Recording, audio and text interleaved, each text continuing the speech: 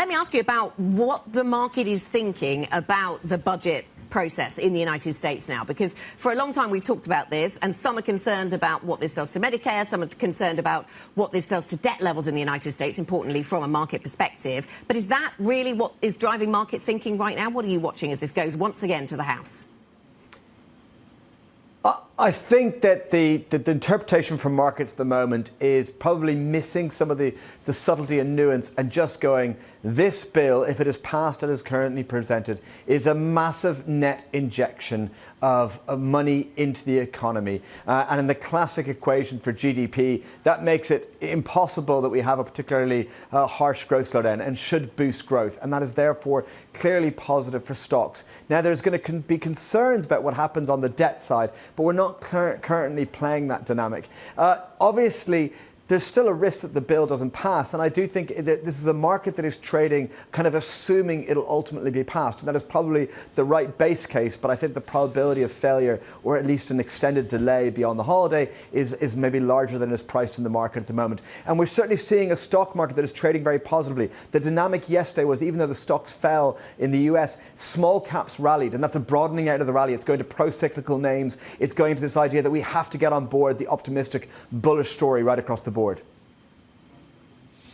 Mark, good morning. It's Guy. So we've been through 118 euro dollar a couple of times, 3 times, I think, over the last 24 hours. What stops this trade? What delivers a dollar bounce? Are we getting to the point where we're a little bit oversold on the dollar? Is there anything that changes the trend that we're watching at the moment?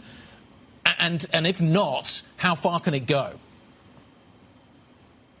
So, 2 different time spans. Longer term, nothing is going to change this trend for a couple of years. Dollar's got a long way further to fall. 10, 15% further, whatever. You know, we've talked since the start of the year about euro dollar going to 130 before 106 from a few months ago. So that's probably just an easy conservative target. Could go to 140, could go much higher. Dollar is a long way to fall. Now, what is going to cause a bounce in a short-term bounce? At some point, there'll probably be a position squeeze. Now, positioning has changed very rapidly from short-term players. They've gone from being really long the last few years to being net a little bit short, but they're not extreme short yet. Now, the pace of change of positions means that there's probably a lot of people who've got into the trade late, so there's some fragile hands there. If we have a catalyst for a squeeze, it could go a little bit more painfully, but any of those positioning squeezes will only be short-term, and ultimately, the dollar is in a long-term depreciation trend.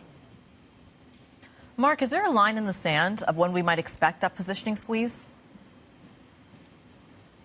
No, I think it's going to be, I probably didn't fully answer Guy's question, and you kind of, which you're pushing on pretty correctly, is what's the catalyst? I think it's probably a risk-off event. So it could be something as soon as the tax bill failing, or it could be something like one of the trade deadline next week. We've got a lot of obvious catalysts on the horizon. We've got the macro data tomorrow. We've got a week full of catalysts.